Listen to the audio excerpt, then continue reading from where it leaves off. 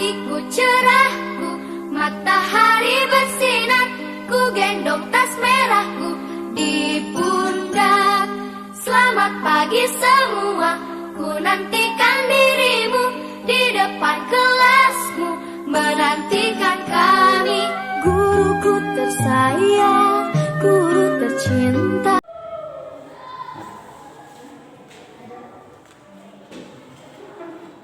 Assalamualaikum warahmatullahi wabarakatuh. Waalaikumsalam.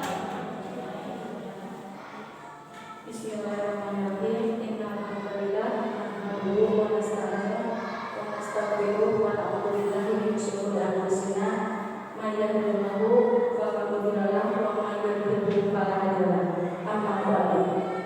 Pertama-tama dan yang paling utama, marilah kita panjatkan puja dan bersyukur kehadirat Ilahi yang mana pada kesempatan hari ini kita bisa berkumpul dalam acara ini dalam keadaan sehat walafiat. Amin ya Allah. Yang terhormat Ibu Kepala Sekolah SDN 2 Pasekawan, Bapak dan Ibu Guru SDN 2 Paselawan yang saya hormati. Izinkan saya selaku pembawa acara membacakan acara untuk hari ini.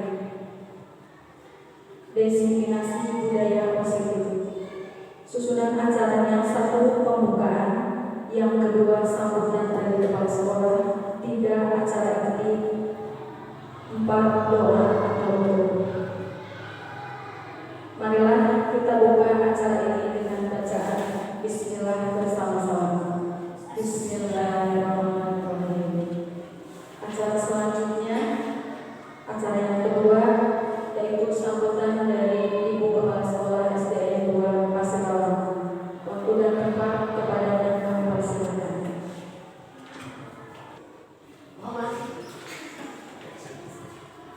Assalamualaikum warahmatullahi wabarakatuh. Alhamdulillah rabbil alamin wa bihi nasta'in ala dunya wa din. Wassalatu wassalamu ala asyrofil anbiya'i wal mursalin wa ala alihi wa sahbihi ajma'in. Qala rabbi shrah li sadri wa yassir li amri wahlul 'uqdatam min lisani yafqahu qawli.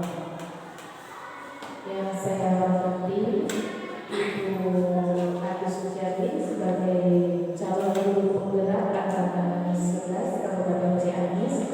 Yang saya hormati Bapak Ibu Dewan Guru SD Negeri 2 Pasekawan yang berbahagia.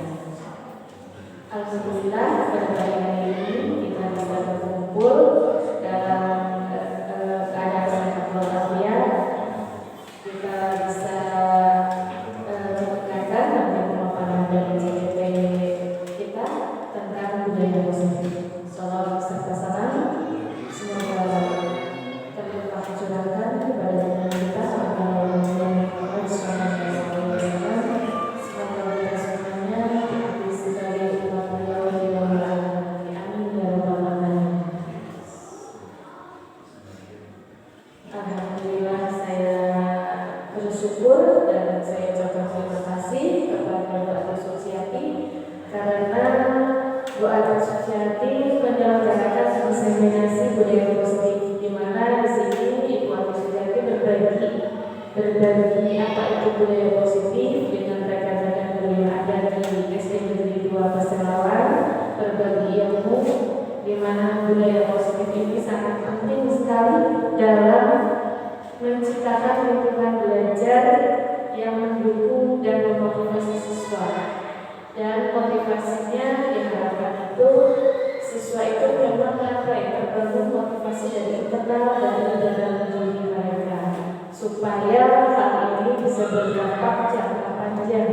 Karena kalau motivasinya dari eksternal, misalnya kayak semangat belajarnya karena ingin mendapat hadiah, itu kan motivasi yang jangkanya jangka pendek, dan itu nantinya siswa juga ketika jangka pendek kan selanjutnya dia jadi kehilangan motivasi kembali. Nah, dengan adanya inseminasi atau pemaparan atau penyampaian kepada rekan-rekan yang lain tentang budaya positif, mudah-mudahan ini menambah ilmu bagi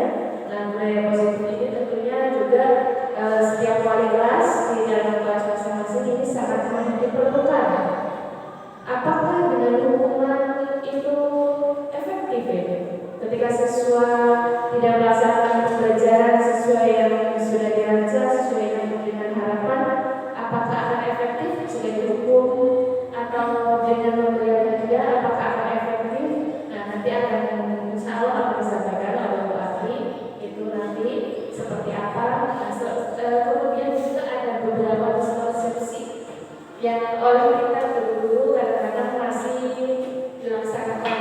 Salah satu miskonsepsi adalah bahwa guru dapat mengontrol siswa. Betul atau tidak sebenarnya? Itu tidak betul. Nanti mungkin akan dijelaskan juga sama Bu Ati. Kemudian apakah semua penguatan positif, kan kadang-kadang kita ingin menggabungkan semangat siswa, itu kita dengan memberikan penguatan positif. Nah, penguatan positif yang kita berikan ke siswa kira-kira itu efektif tidak, bermakna atau tidak, nanti akan berubah di sini. Kita akan mengetahui, oh ternyata seperti ini, oh ternyata seperti ini. Insya Allah kita akan mendapatkan ilmu-ilmu baru di situ. Kemudian juga miskonsepsi selanjutnya nanti itu akan ada ilusi bahwa kritik membuat orang merasa bersalah dan dapat menguatkan karakter. Ternyata ini adalah miskonsepsi. Jadi kritik membuat seseorang merasa bersalah itu dalam jangka panjang akan membuat orang tersebut akan merasa bahwa dirinya itu buruk, bahwa dirinya itu tidak baik seperti itu. Dan nanti akan dilanjutkan dan dilakukan dengan pertemuan ini. Nanti kita akan dari semifinasi ini bisa diterapkan ke kelas masing-masing nanti, dan mudah-mudahan permasalahan-permasalahan di kelas itu nanti akan kita temukan solusinya dari hasil diseminasi budaya positif. Misalnya di kelas ada siswa yang nakal, bagaimana cara menanganinya, bagaimana kita mengetahui kebutuhan mereka supaya kita lebih mudah menangani siswa-siswa yang bermasalah atau siswa yang tidak bermasalah, supaya mereka tetap mencapai pembelajaran yang maksimal. Begitu. Kemudian harapan saya di sini bisa tergali, nanti bisa ada diskusi dan dapat ada penyelesaian masalah, dan kita keluar dari sini dengan ilmu baru dan semangat baru untuk diterapkan di kelas masing-masing dan juga di lingkungan sekolah kita, karena ini sangat bagus. Hanya tinggal penerapan kita dalam kehidupan sehari-hari. Demikian, apabila ada kesalahan mohon maaf yang sebesar-besarnya. Bila ada budaya. Assalamualaikum warahmatullahi wabarakatuh. Terima kasih kepada ibu kepala sekolah yang sudah menyampaikan sambutannya. Untuk acara yang ketiga yaitu acara inti diseminasi budaya positif yang akan disampaikan oleh calon guru penggerak angkatan 11 yaitu Saudari Ati Suciati SPD. Kepadanya kami persilakan. Terima kasih kepada Bapak Ibu. Bismillahirrahmanirrahim. Daun mangga, daun salam,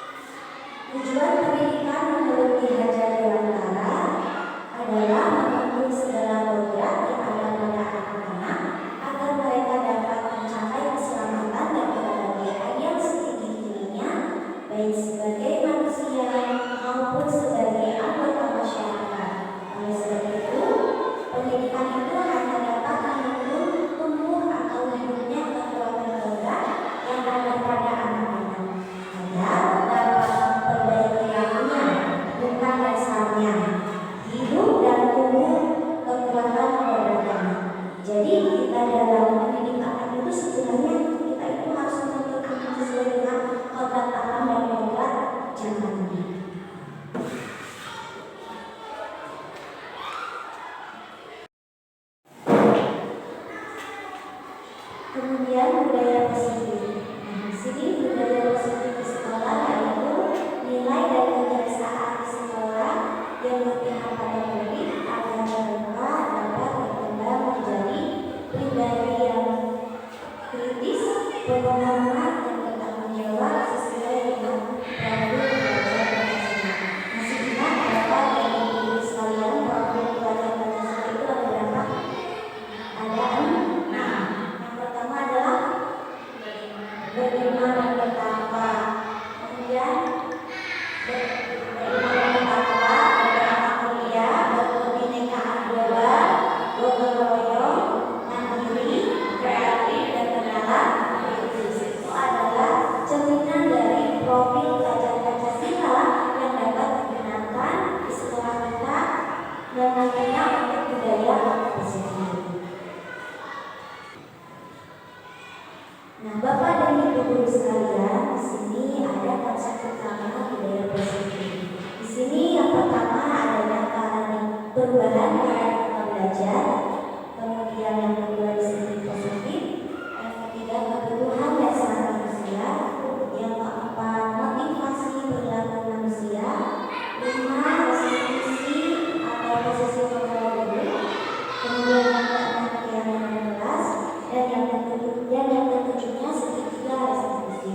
Ini adalah konsep-konsep yang nantinya digunakan di dalam budaya disiplin positif di sekolah yang akan kita terapkan kepada siswa-siswi kita.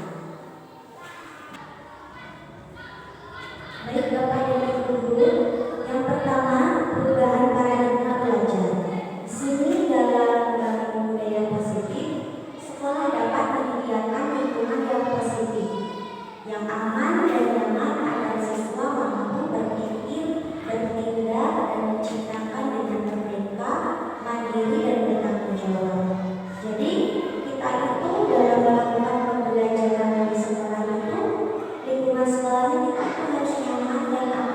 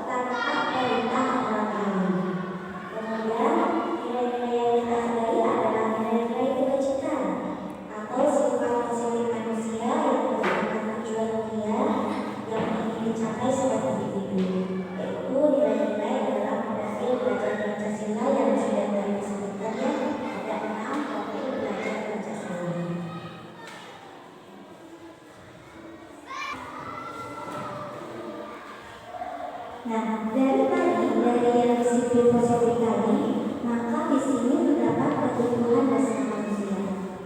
Kebutuhan dasar manusia yaitu realitas atau kebutuhan setiap orang berbeda. Kita harus berusaha memahami pandangan orang lain tentang dunia. Setiap orang memiliki gambaran yang berbeda.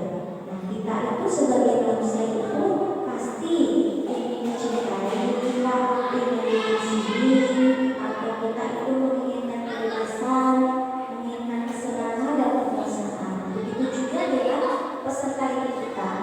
Mereka juga memiliki semua itu.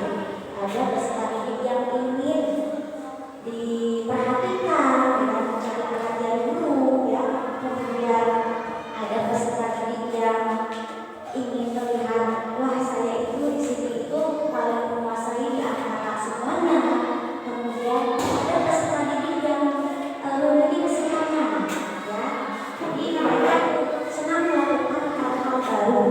Kemudian ada peserta didik yang memiliki kebutuhan dasarnya itu kebebasan, yaitu kadang-kadang suka tidak bertulis, tidak membaca. Jadi seharusnya kita itu tanya apa yang mereka inginkan agar pembelajaran itu dapat berlangsung dan mereka itu dapat mengikuti pembelajaran yang kita lakukan. Nah, Bapak dan Ibu sekalian, di sini saya memiliki kasus yaitu Ibu Ria, guru kelas 6 di SD Permai, sedang bingung menghadapi ulas salah satu murid di kelas, yaitu bernama Agus. Beberapa anak pelajaran dan mengeluhkan Agus yang seringkali meminta botol makan siang.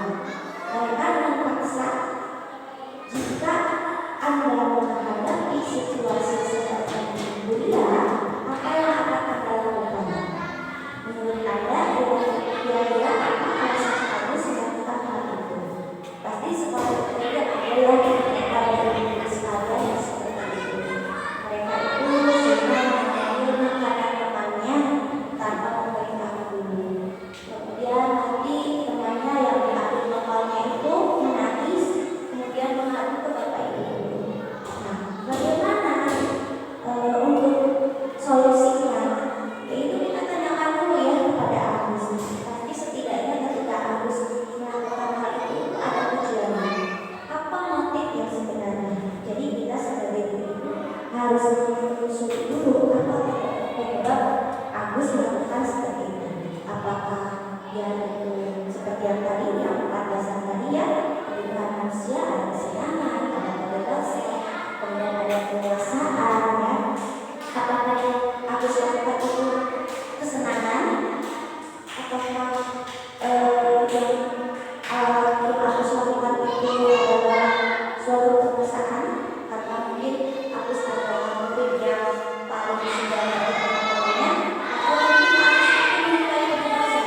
Jadi dia itu bebas, tidak perlu diatur dalam melakukan hal-hal yang menurut kita itu tidak boleh dilakukan. Jadi kita harus tahu dulu permasalahannya seperti apa.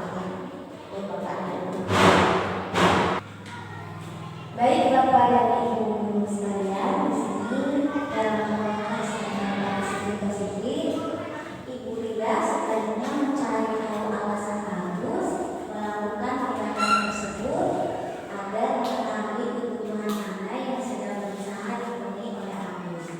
Nah, di sini bisa jadi saja ketika Agus membawa bekal temannya itu, Agus itu merasa lapar dan orang tuanya tidak membawa bekal makan siang. Jadi Agus membawa bekal temannya. Atau juga bisa jadi teman Agus jadi perhatian Agus. Jadi Agus itu ingin perhatian temannya, atau love and logic kalau bahasa Inggrisnya. Kemudian yang ketiga, Agus itu merasa bosan dengan bekal yang dibawa oleh orang tuanya karena selalu bekal yang sama. Kemudian bisa juga Agus hanya iseng dan dia menikmati ekspresi wajah temannya yang sama. Jadi Agus itu melakukan demikian itu karena kesenangan. Jadi dia itu senang bahwa temannya sama. Nah, kemudian Bapak dan Ibu guru,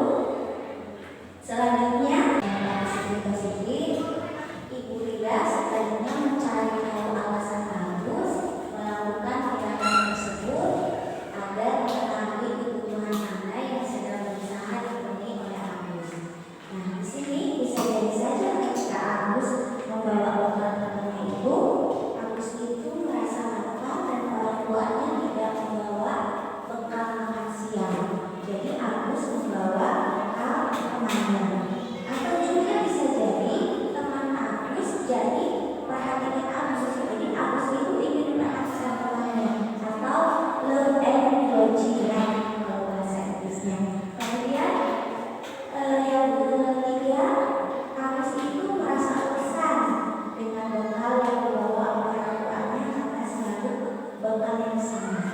Kemudian bisa juga Agus hanya iseng dan dia menikmati ekspresi wajah keluarga yang sama. Jadi Agus itu melakukan demikian itu karena kesenangan. Jadi dia itu senang membuat semuanya kesal. Nah, kemudian Bapak dan Ibu guru, selanjutnya, nah semua perilaku yang Agus lakukan tadi di sini ada teorinya ya Bapak Ibu, teori motivasi perilaku manusia. Jadi di sini ada motivasi eksternal dan juga motivasi internal. Jadi yang dilakukan oleh Agus itu dorongan itu bisa dari dalam ataupun bisa dari luar. Nah di sini contohnya dari motivasi eksternal, yaitu satu untuk menghindari ketidaknyamanan atau hukuman apa yang akan terjadi apabila saya tidak melakukannya. Kemudian untuk mendapatkan imbalan dari orang lain atau institusi apa yang akan saya lakukan apabila saya melakukannya. Nah kemudian di sini ada motivasi eksternal, ada motivasi internal, Bapak dan Ibu. Nah di sini tujuannya itu kalau motivasi internal ada pada disiplin positif, di mana untuk menghargai diri sendiri.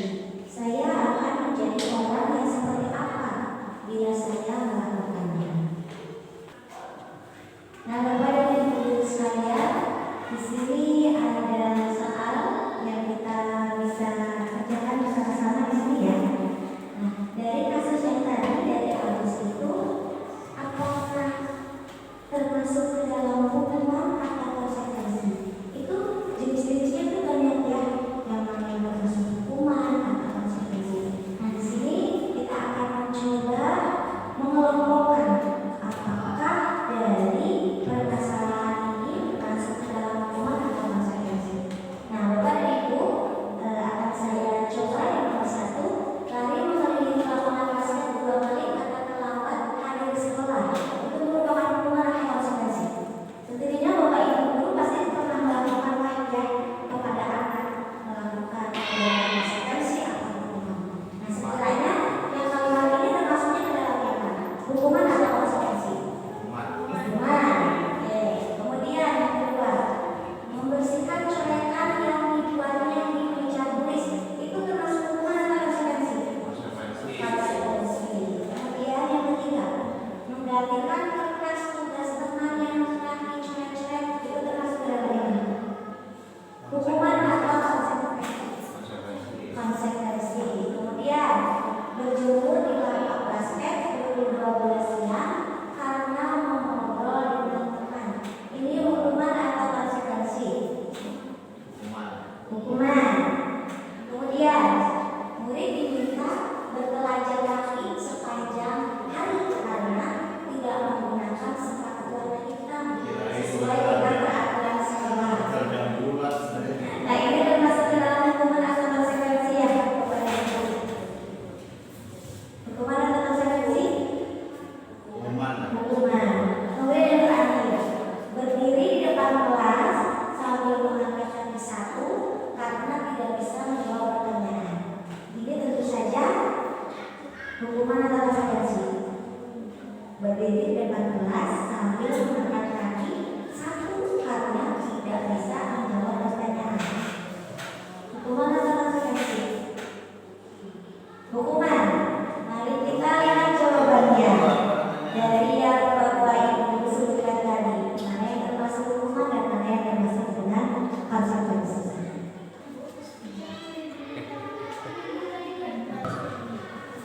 Baik, dan Bapak Ibu sekalian, di sini ada jawaban dari pertanyaan yang tadi ya. Di sini yang nomor 1, tadi mengelilingi lapangan basket 2 kali karena terlambat dari sekolah itu merupakan hukuman. Kemudian membersihkan coretan yang dibuatnya di meja tulis itu konsekuensi. Kemudian murid diminta untuk push up 15 kali karena tidak menggunakan masker ke sekolah, maksudnya ke dalam hukuman. Kemudian menggantikan kertas tugas teman yang telah dicoret-coret itu termasuk dalam konsekuensi. Berjemur di lapangan basket pukul 12 siang karena mengobrol dengan teman itu maksudnya ke dalam hukuman. Murid diminta berkelajang kaki sepanjang hari karena tidak menggunakan sepatu warna hitam sesuai peraturan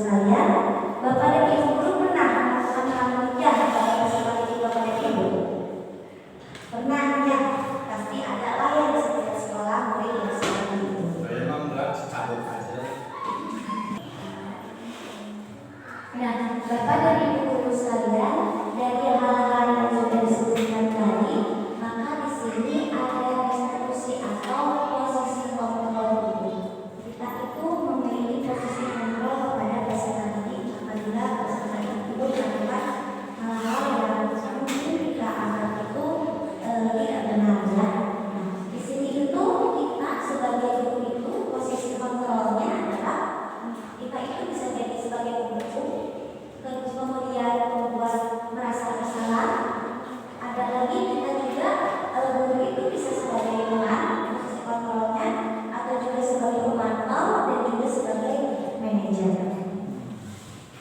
Bapak dan Ibu guru sekalian, di sini saya mewakili dengan kelas ya, di kelas saya di kelas 4. Saya di sini merumuskan kegiatan kelas dengan siswa-siswa kelas 4, di mana saya itu membebaskan kepada mereka untuk mengapresiasikan kelas yang mereka inginkan seperti apa. Nah, kemudian setelah itu saya itu memberikan kertas warna-warni ya, kertas namanya itu kertas apa ya, sticky note ya, kertas sticky note yang berwarna kuning dan berwarna hijau. Nah, kemudian yang berwarna kuning saya berikan kepada peserta didik, kepada mereka untuk menuliskan apa yang mereka inginkan. Kemudian satu persatu mereka tempelkan di tembok. Setelah itu saya lihat kalimat yang mereka tulis masih berbentuk kalimat yang belum efektif ya, masih kalimat yang belum efektif. Nah, kemudian saya ubah kalimat tersebut menjadi kalimat yang efektif, di mana yang dicontohkan tadi mereka itu ada yang menuliskan membuang sampah sembarangan, maka dibuat kalimat efektif atau kalimat positif dibuat sampah pada tempatnya.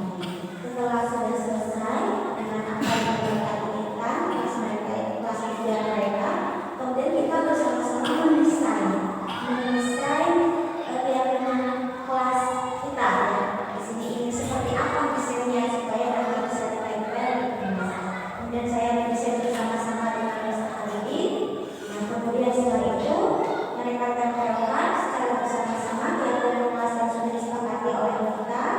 Kemudian ditandatangan supaya lebih kuat lagi bahwa itu adalah keyakinan kelas atau peraturan kelas yang sudah kita buat bersama-sama yang harus dipatuhi. Kalau misalkan tidak dipatuhi berarti ada konsekuensinya ya. Nah, itu adalah komunikasinya Ibu Bapak.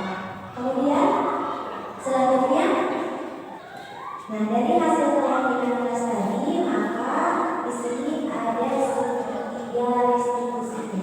Segitiga restitusi adalah yang digunakan nantinya itu kepada peserta didik terhadap permasalahan-permasalahan yang ada ya. Jadi nanti diselesaikannya dengan segitiga restitusi. Namun Bapak dan Ibu sekalian, tidak semua masalah itu bisa diselesaikan dengan segitiga restitusi. Kalau masih tentang gambar kedisiplinan sekolah, kelas, kemudian seperti tadi harus membawa makanan temannya, itu masih bisa diselesaikan dengan segitiga restitusi. Tapi kalau hal yang lain di luar itu, mungkin itu tidak masuk ke dalam segitiga restitusi. Nah, segitiga restitusi itu sendiri merupakan proses menciptakan kondisi dan diri untuk memperbaiki kesalahan mereka sehingga mereka bisa kembali pada kelompok mereka dengan karakter yang lebih kuat. Melalui restitusi, guru dapat membantu murid menjadi lebih memiliki tujuan, kemudian disiplin positif, serta memilihkan dirinya setelah berbuat salah. Kemudian membantu murid untuk jujur pada diri sendiri dan mengevaluasi dampak dari kesalahan yang dilakukan. Kemudian memberikan penawaran bukan paksaan. Segitiga restitusi itu digambarkannya seperti ini ya, Bapak dan Ibu sekalian. Di sini terdiri dari 3, yaitu rekomendasi tindakan yang salah, kemudian menstabilkan identitas dan juga menanyakan keyakinan. Di sini misalkan validasi tindakan yang salah. Kamu tentu punya alasan mengapa melakukan itu. Seperti tadi, ketika Agus membawa bekal makanan temannya, pasti Agus memiliki alasan tersendiri ya, mengapa Agus melakukan hal itu.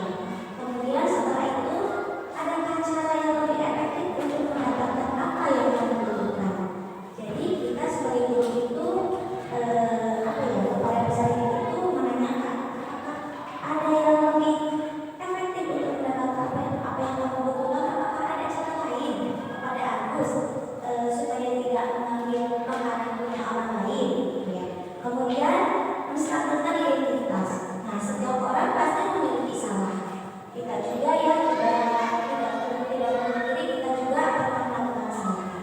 Jadi ketika peserta didik kita melakukan kesalahan, kita jangan menjudge bahwa itu salah, tapi ditelusuri dulu apa penyebab mereka berbuat seperti itu. Nah, kemudian kita juga bisa mengatakan bahwa kepada peserta didik supaya mereka tidak down terhadap kesalahan yang mereka buat dan perkataan kita, yaitu dengan mengatakan kamu bukan satu-satunya yang pernah melakukan ini. Jadi peserta didik itu tidak akan merasa bersalah sekali ketika mereka melakukan kesalahan. Jadi biasa kalau begitu saya juga ya.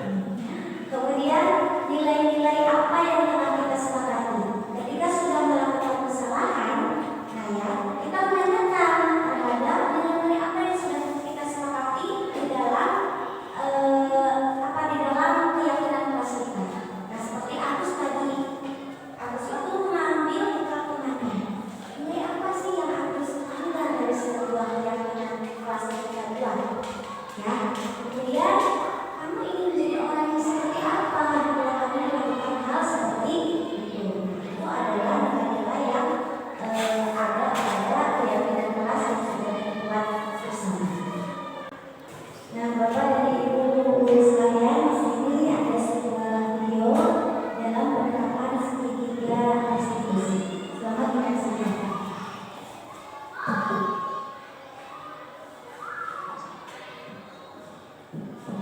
Suaranya gimana?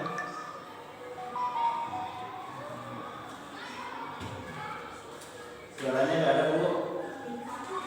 Jangan-jangan itu malah lagi madong. Baik, Bapak dan Ibu, hari ini mereka tahu secara dari penerapan segitiga restitusi. Ya benar, tapi saya akan mengatakan sekarang sudah masuk usia 30 Amanahkah semua orang akan melakukan kesalahan, termasuk Ibu Ani yang bilang bahwa amanahkah yang tugas dari temanku soal